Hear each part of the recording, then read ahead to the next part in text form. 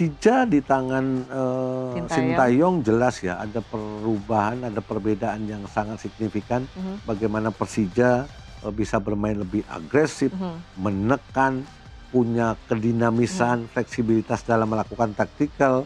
Karena kolaborasi antara pemain-pemain senior, pemain-pemain muda itu memang sangat dibutuhkan untuk era tren sepak bola modern. Yaitu apa?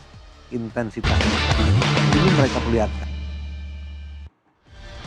Terima kasih Anda masih bersama kami di Sportcast Nusantara TV, dan skor sementara untuk Singapura berhadapan dengan Indonesia kali ini di Piala AFF dari Grup A masih unggul Indonesia dengan skor 1-0, dan kita berharap ini tidak akan berubah lagi. Ya. Kalau bisa untuk Indonesia ini sudah 1-0 aja atau nambah 2-0, jangan sampai seri atau dibalap oleh Singapura. Iya, situasi untuk unggul 1-0 belum aman. Harapan para pemain kita tetap untuk lapar untuk bisa mencetak gol yang kedua atau bahkan ketiga, untuk bisa mendapatkan kenyamanan dan memiliki kepercayaan diri dan bisa lolos ke babak berikutnya yaitu semifinal. Oke, Coach, ini kan pemain-pemain yang tampil di Piala AFF ini kan hampir seluruhnya merupakan jebolan dari Super League ya. Nah, di sini atau Liga Domestik Indonesia, yang jadi pertanyaan, apakah yang ada di skuad Herman ini merupakan pemain terbaik gitu, atau memang ada beberapa nama yang sebenarnya potensial tapi luput dari pantauan Herman? Kalau berbicara pemain potensial, iya. Walaupun memang ada beberapa pemain yang sebenarnya ketika di Super League itu konsisten, bisa dikatakan di klubnya dia tidak tergantikan, tapi memang belum mendapatkan kesempatan. Seperti kalau bisa saya sebut nama adalah Rivaldo Pahan ketika itu bermain di Borneo. Dia bermain untuk posisi di gelandang bertahan. Begitu juga dengan Marcelino, ya kan? Marcelino kan walaupun memang di Eropa tidak mendapatkan menit bermain banyak, tapi potensi kualitasnya kan bisa membantu untuk meningkatkan intensitas serangan ya. Apalagi dia juga mampu membuat satu perbedaan ketika mampu mengalahkan Arab ketika itu dengan gol yang begitu amazing, begitu cantik ketika itu. Iya, dan sini kita lihat memang ada sepertinya wasit sudah memberikan ada satu kartu merah untuk pemain Singapura ya, Coach ya. Ini juga menjadi sebuah keuntungan juga untuk tim nasional kita ya. Pemain nomor 7. Song.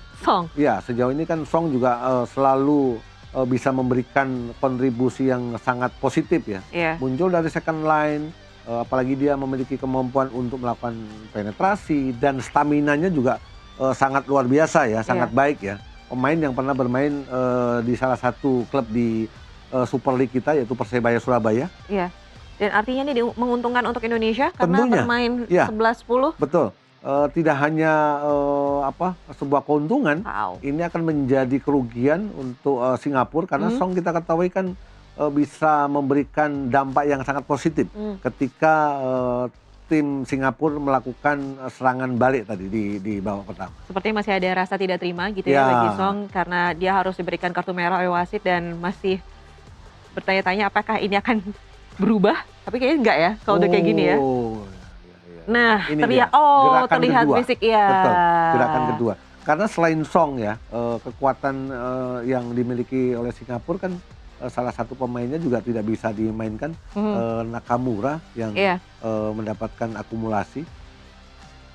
Ini dia, Jenner juga mendapatkan kartu kuning. Ya. Di sini. Terjadi terjadi sedikit adu mulut argumen mungkin, dengan Song tadi atau wasit. Ya, seharusnya dengan posisi saat ini Singapura bermain dengan 10 pemain, kita 11, kita harusnya lebih diuntungkan. Ya, satu diuntungkan, kemudian lebih percaya diri harus juga, punya kepercayaan diri dan ketenangan. Ya kan? Jangan sampai mudah terprovokasi. Ya, seperti Vietnam kemarin ketika sudah menang di 3-0 sepertinya mereka bertahan dan parkir bus aja gitu kan. Ya, dia mengamankannya jangan sampai kebobolan gitu. Ya, karena ini kan bagian dari taktikal juga sebenarnya, tanpa kita sadari ya. Gitu loh. Apalagi situasi Vietnam kan unggul. Yes.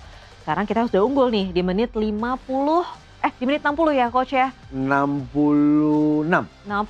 Oke. Coach, kalau kita balik lagi ke pemain-pemain dari di Super League gitu ya. Ini kan ada nama Adam Elish, ada Tejapaku Alam, ada Excel Runtuh Kahu, hingga Ricky Kabuaya. Sebenarnya gini, apakah kehadiran mereka di tim benar-benar tidak dibutuhkan atau seperti apa? Lebih ke kebutuhan taktikal saya melihat sih gitu loh. Tapi tetap bahwa nama-nama yang sekarang memang tidak dibawa untuk di skuad AFF itu kan masih masuk dalam database dan suatu saat pasti akan dipanggil lagi, dilihat lagi bagaimana kemampuan dia, terutama kebugaran ya. Diharapkan mereka bisa masuk skuad setelah evaluasi hasil dari AFF nanti dan tentunya di Piala Asia tim kita akan lebih solid lagi. Oke, kita tinggalkan sedikit mengenai Piala AFF yang saat ini sedang berjalan di mana Indonesia masih unggul 1-0 atas Singapura. Coach, ini kan turnamen pramusim Piala Presiden 2020 sudah selesai kemarin di mana dimenangkan akhirnya Persebaya Surabaya menang. Kalau Coach sendiri melihat hasil dari Piala Presiden apa yang bisa dilihat untuk kedepannya nanti? Piala Presiden edisi ke-8 kan memperlihatkan bahwa selain mengakomodir tim-tim yang notabene-nya tim-tim klasik kita seperti Persib, Persebaya, ada Persija Jakarta, di edisi sekarang kan menambah mendatangkan klub dari luar. POT juara bertahan, kemudian ada salah satu dari Brunei, DKMM ya. Walaupun memang gagal dan di sana ada satu pemain yang pernah berkiprah di Super League juga bermain di Persita yaitu M. Toha. Artinya ada persaingan yang memang sangat menarik ya dengan adanya tim-tim yang memang diundang untuk di Piala Presiden. Satu itu. Yang kedua, kita bisa melihat bagaimana impresifnya, bagaimana kesiapan dari Persebaya Surabaya untuk bisa mengarungi kompetisi musim depan, tidak hanya mendatangkan Bernardo, tapi juga menambah pemain-pemain asing, pemain-pemain lokal yang punya potensi, terutama pemain-pemain muda untuk bisa bersaing, untuk bisa memperlihatkan kontribusinya di segmen profesional. Dan kita juga lihat bagaimana Sintayong berada di Persija, tim yang saya pikir sangat menjanjikan, tim yang saya pikir akan bisa memberikan sesuatu yang berbeda dengan adanya Arli, pemain muda, kemudian nanti ditambah lagi dengan pemain-pemain yang berada di tim nasional, ada Rehan Hanan, ada Donitri. Tapi kalau misalnya ditanya siapa yang paling menonjol, siapa saja yang menonjol di turnamen pramusim ini? Kemarin ya jelas bahwa seorang pemain muda seperti Arli mampu menciptakan 3 gol di saat dia diberikan kesempatan mendapatkan menit bermain, dia punya energi, dia punya kedewasaan, dan yang menarik adalah etos kerjanya juga meningkat. Satu itu. Yang kedua, kinerja dari Rivera, seorang kreator, seorang playmaker dari Persebaya pun juga memberikan dampak yang positif. Saya pernah siaran ketika Rivera dan Malik Rizaldi bermain untuk Madura United, dan saya mengatakan bahwa kolaborasi antara Rivera dan Malik Rizaldi ini menjadi kolaborasi yang sangat positif. Dan dampaknya Malik Rizaldi dan Rivera direkrut dari Madura ke Persebaya. Nah, kalau Persib sendiri seperti apa dengan kekuatan baru ya? Tadi kita bicara Persebaya nih. Kalau Persib gimana? Persib memang dalam situasi transisi tidak mudah untuk bisa seorang Igor Tolik meninggalkan bayang-bayang yang sudah dibangun, prestasi yang sudah dibangun oleh Boyan Hodak. Pekerjaan rumah yang begitu berat. Walaupun mereka juga masih ada pemain-pemain lama ya. Ada Malis, kemudian ada Beckham di sana. Tapi ada puzzle-puzzle yang memang belum bisa, tidak sekuat ketika Boyan Hodak menangani Persib. Seperti Ciro, David da Silva yang begitu memiliki determinasi yang tinggi. Nah, kalau STY sendiri saat ini kan melatih Persija. Ini udah terlihat perbedaannya atau gimana? Persija di tangan Sintayong jelas ya ada perubahan, ada perbedaan yang sangat signifikan. Bagaimana Persija bisa bermain lebih agresif, menekan, punya kedinamisan, fleksibilitas dalam melakukan taktikal. Karena kolaborasi antara pemain-pemain senior, pemain-pemain muda itu memang sangat dibutuhkan untuk era tren sepak bola modern. Yaitu apa? Intensitas yang tinggi. Ini mereka perlihatkan. Mereka kalah, mereka belum perform. Ya, Coach, skor sementara saat ini Singapura berhasil menyamai kedudukan dengan 1-1. Artinya Indonesia harus berjuang lebih keras lagi di menit-menit yang krusial ini, Coach. Iya, Gimana, sangat Coach? disayangkan ya, dengan bermain 10 mereka masih bisa memberikan perlawanan dan selalu saya katakan bahwa 2 putra dari Coach Fandi Ahmad memang selalu menjadi sosok momok yang menakutkan ya. Kita lihat bagaimana pemain nomor 19 yaitu Ilhan Fandi Ahmad ya, dengan postur yang sangat tinggi, ideal, menjulang, tinggi mampu besar untuk bisa menyamakan kedudukan ya. Dan ada miskomunikasi antara Rido dan Cahaya Supriyadi. Kosong. Wah. Membuat gawang dari Cahaya Supriyadi kosong dan Ivan mampu menciptakan gol dengan sangat mudah. Ini sangat disayangkan ya, di saat para pemain-pemain kita, di saat tim nasional kita itu butuh poin, butuh kemenangan, kesalahan-kesalahan elementer selalu muncul.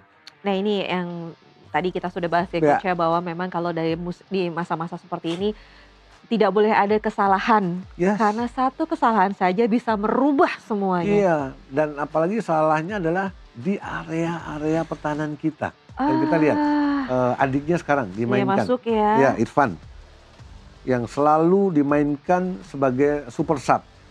Dan kita belum ada pergantian ya? Belum. Dan tentunya ya kan, dengan Irfan dimainkan tentu akan banyak sekali pemain-pemain dari Singapura yang akan melakukan sweet play, melakukan umpan-umpan diagonal. Ini yang perlu diwaspadai. Wah, gimana nih, Coach? Wah, gimana nih, Coach? Iya, saya pikir masih menit ke 67 ya. Masih ada lah, tapi secara mental udah mulai. Mudah-mudahan mereka tetap konsisten. Sekarang gini, sebelum kita lanjut ke Super League gitu ya, tadi ya.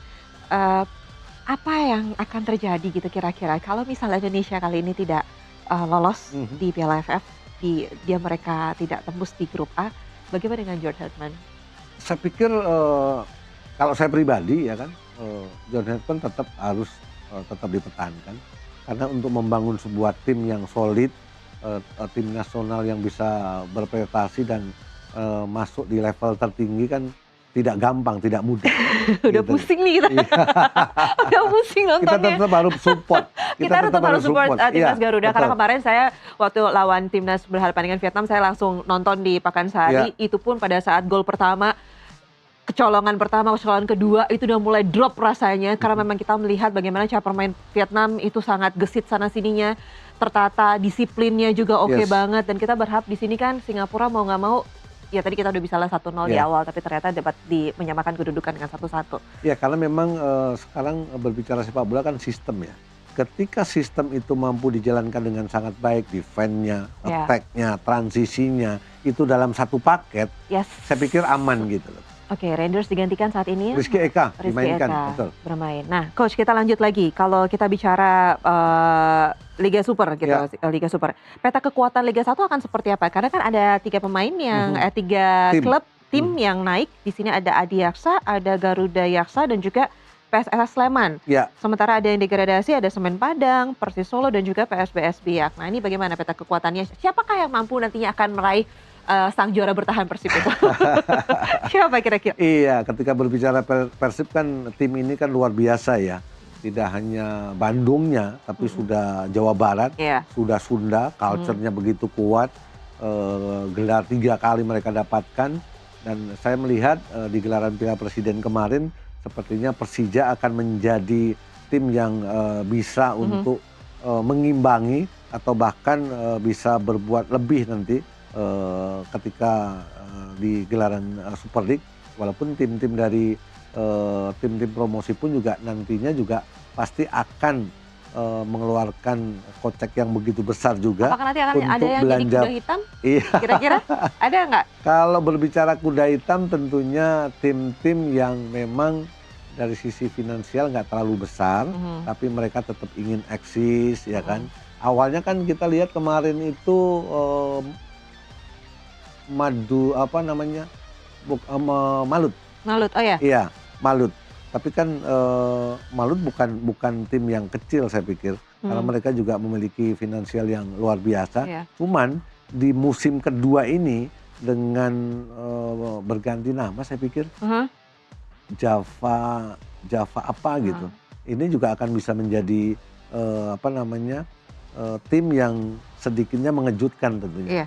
Coach, boleh nggak kita balik lagi ke timnas kita, ke John Herdman sendiri. Kalau menurut Coach sendiri, apakah filosofi permainan dari Herdman ini sudah bisa atau sudah mulai terlihat atau mungkin kita terlalu dini untuk menilainya saat ini? Terlalu cepat ya, terlalu dini untuk bisa melihat bahwa style of play, filosofi yang diinginkan oleh John Herdman itu bisa memberikan sesuatu yang membuat kita itu bisa senang, happy ya.